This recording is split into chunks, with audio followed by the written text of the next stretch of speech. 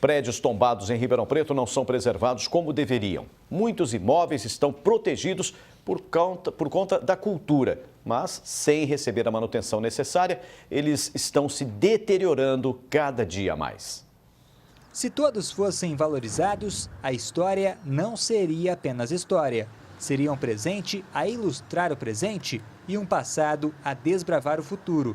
Mas a vivacidade aos poucos morre, experimenta as ruínas de quem um dia já foi Coliseu. A responsabilidade pela fiscalização é sim do município e em muitos casos o município tem sido omisso, permitindo que proprietários descaracterizem ou empreendam a demolição de bens tombados sem nenhuma consequência. Solar Vila Lobos. Construído em 1880, o edifício de arquitetura sublime viu Ribeirão Preto levantar.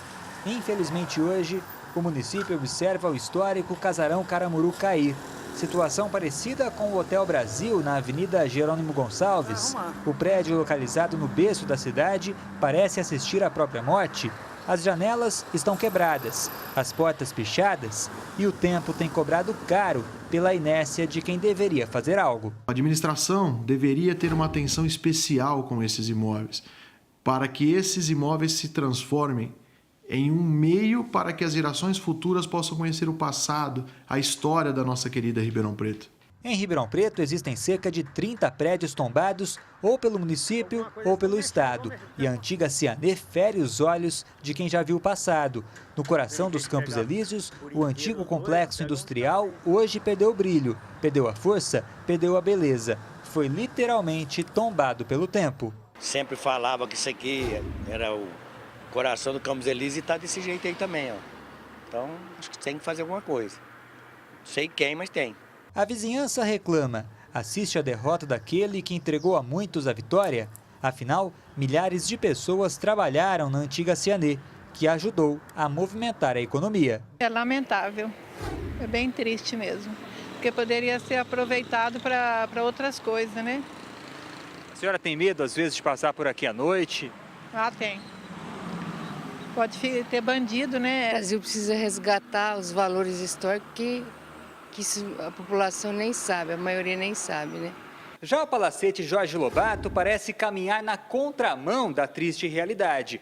O prédio histórico, que já recebeu figuras importantes de todo o país, logo se transformará em um restaurante que vai saciar o saudosismo de muita gente. Será um café e restaurante, lembrando a época que ela foi construída, que era a época do auge do café de Ribeirão Preto. A gente quer envolver bastante a cidade para que seja um lugar, um patrimônio histórico em Ribeirão, né? A belíssima casa do centro parece ter recebido o sopro da sorte, foi beijada por apaixonados pela arte e recebeu uma segunda chance. A gente quer dar esse exemplo, porque o descaso com o patrimônio histórico em Ribeirão é grande. A gente vê os patrimônios todos abandonados aí, inclusive esse estava abandonado, mas ainda bem que a minha família pôde comprar e nós estamos fazendo esse restauro aí.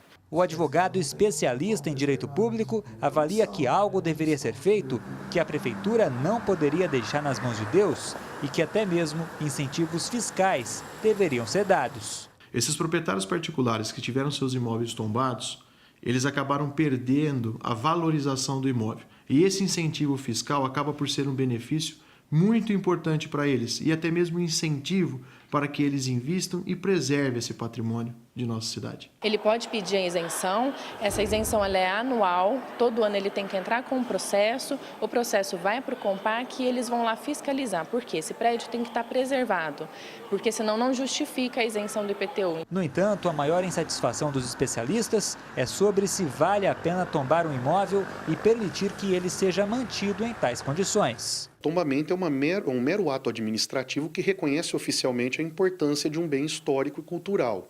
O tombamento ele só faz esse reconhecimento. É necessário todo um trabalho de conservação e, em alguns casos, de restauração para garantir a salvaguarda do bem. Temos o CONPAC, né, que fiscaliza, agora ele está em mudança de lei, mas ele fiscaliza. Qualquer munícipe que mandar algum contato, algum e-mail, telefonar falando para a gente que tem algum que viu algum prédio que está em alguma situação precária, mas nós não temos, nós temos um certo limite quando os prédios são particulares. O tombamento é importante, pode ajudar a preservar a história, mas a própria história precisa de ajuda para ser preservada.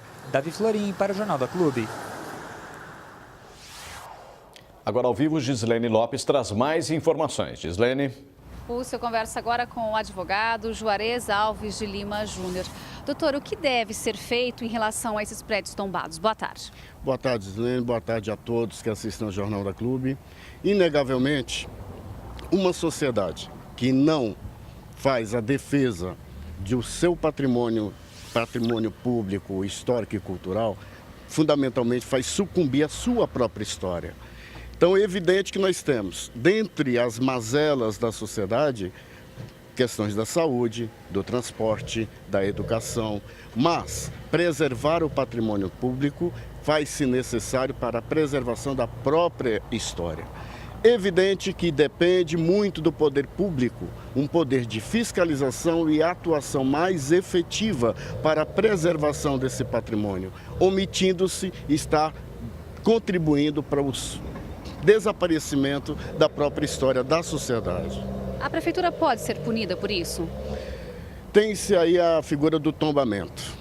O tombamento, convém esclarecer ao nosso telespectador, é um instrumento constitucional em que há uma divisão de responsabilidades entre o poder público e o proprietário.